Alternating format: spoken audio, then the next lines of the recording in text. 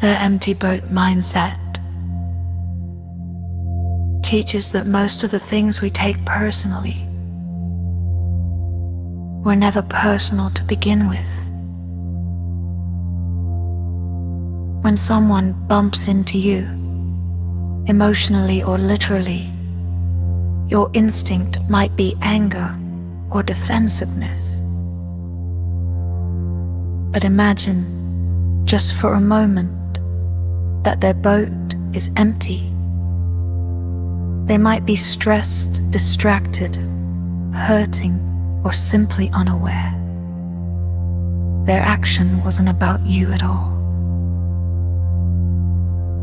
When you adopt this mindset, life becomes calmer. You stop wasting energy reacting to every slight, every tone, every mistake.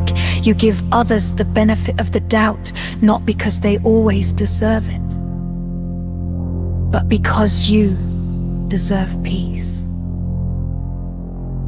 And in that emotional space, you respond with clarity instead of reactivity.